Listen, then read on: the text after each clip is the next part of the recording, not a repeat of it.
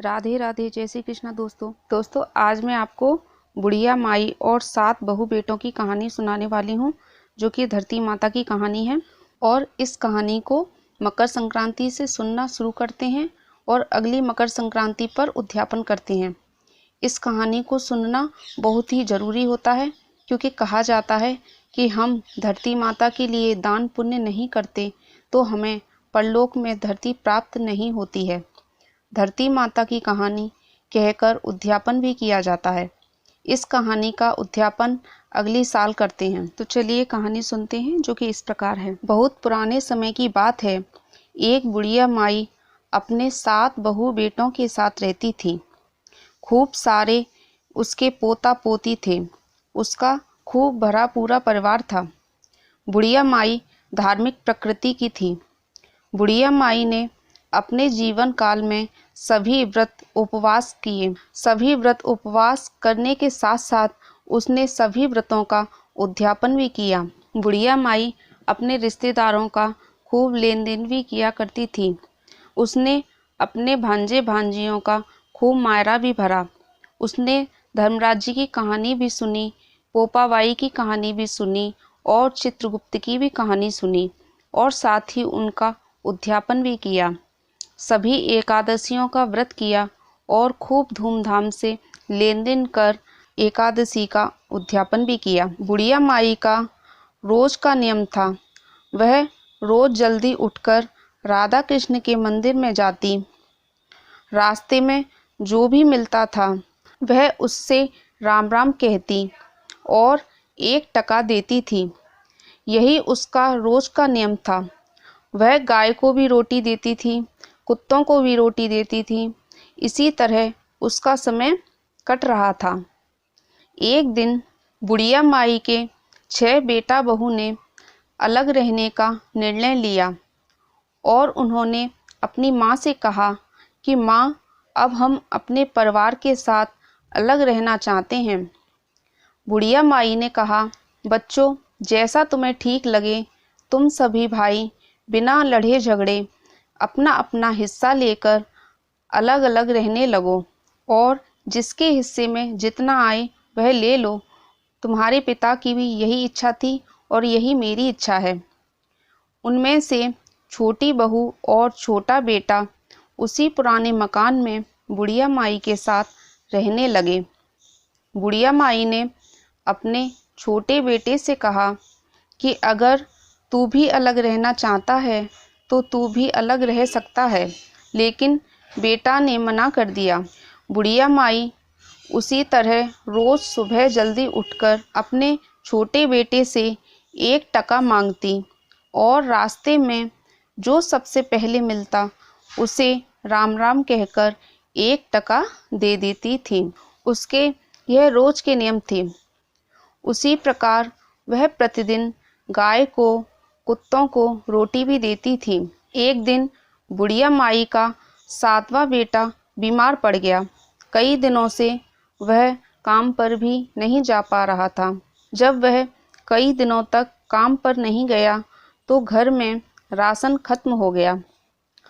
Ration खत्म होने की वजह से और पैसों की कमी के कारण बुढ़िया माई का दान पुण्य करना बंद हो गया। लेकिन बुढ़िया बहुत ही समझदार थी। वह अपने बेटा बहू से कोई भी मांग नहीं करती थी। वह अपनी ही 1 रोटी में से 4 टुकड़े करके 1 टुकड़ा गाय को डाल देती थी और 1 टुकड़ा कुत्ते को डाल देती थी, और बाकी का 1 टुकड़ा चिड़िया और कबूतर को डाल देती थी। वह अपने बेटा बहू से कोई भी मांग नहीं करती थी, क्योंकि उसे मालूम था कि बेटा काम पर नहीं जा पाता तो उसके पास पैसे कहाँ से आए। एक दिन बुढ़िया की पड़ोसन बुढ़िया के पास आई। बुढ़िया माई की बहू पड़ोसन के लिए चाय नाश्ता लाई। तब पड़ोसन ने कहा कि आज मेरा धरती माता का व्रत है, आज मैं चाय नाश्ता नहीं करूँगी। तब बुढ़िया ने पड़ोसन से पूछा कि धरती माता का व्रत करने से क्या होता है। तब पड़ोसन ने कहा कि बहन, अगर तूने सभी व्रत उपवास किए हैं और धरती माता का व्रत व कहानी कहकर उद्यापन नहीं किया तो तुझे परलोक में पांव रखने के लिए धरती नहीं मिलेगी। तब बुढ़िया माई ने अपने पड़ोसन से पूरी कहानी सुनाने को कहा और उसका व्रत कैसे करते हैं यह सब पूछा। तब पड़ोसन ने पूरी विधि बुढ़िया माई को बताई कि इस व्रत में 7 दिन तक कहानी सुनते हैं और व्रत करते हैं।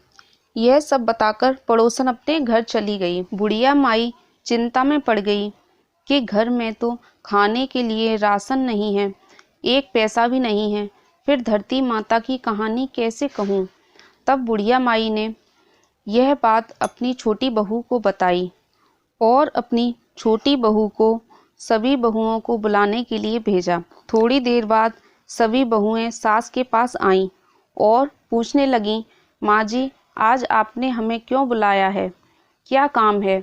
तब बुढ़िया माई ने एक एक करके सभी बहुओं को कहा कि मुझे धरती माता का व्रत करना है, क्या तुम 6 बहुओं में से कोई मेरा व्रत करवा दोगी। तो बहुओं ने सासू माँ की पूरी बात सुनकर मना कर दिया। जब छोटे बेटे को पता चला कि माँ को सभी भाभियों ने व्रत करवाने से मना कर दिया है तो छोटे बेटे ने अपनी माँ से कहा कि माँ, तुम चिंता क्यों करती हो, हम तुम्हारा व्रत करवाएंगे, बताओ क्या क्या सामान चाहिएगा। यह सुन बुढ़िया माई खुश हो गई। उसने अपने बेटे से कहा कि बेटा, 7 दिन तक धरती माता की कहानी सुनते हैं और 7 दिन तक व्रत करते हैं और पीपल के पेड़ के पास 7 सवा हाथ जितनी जमीन खोदकर उसके ऊपर 1.25 मीटर लाल कपड़ा, 1.25 मीटर सफ़ेद कपड़ा बिछाकर उसके ऊपर रोली, मोली, चावल, नारियल 11.25 रुपया रखकर कहानी सुनते हैं और कहानी किसी पंडिताइन से सुनते हैं और 7वें दिन उसी पंडिताइन को भोजन कराकर सारा सामान उसी पंडिताइन को दे देते हैं। तो 7वां बेटा बोला कि माँ, तुम व्रत की तैयारी करो, मैं आज ही काम पर जाऊंगा। बेटा बहुत बीमार था, लेकिन उसे अपनी माँ को धरती माता का व्रत पूरा करवाना था, इसलिए वह घर से काम के लिए निकला तो उसे उस दिन बहुत अच्छा काम मिल गया और शाम को उसे मेहनताना भी बहुत अच्छा मिला। उसे बहुत खुशी हुई।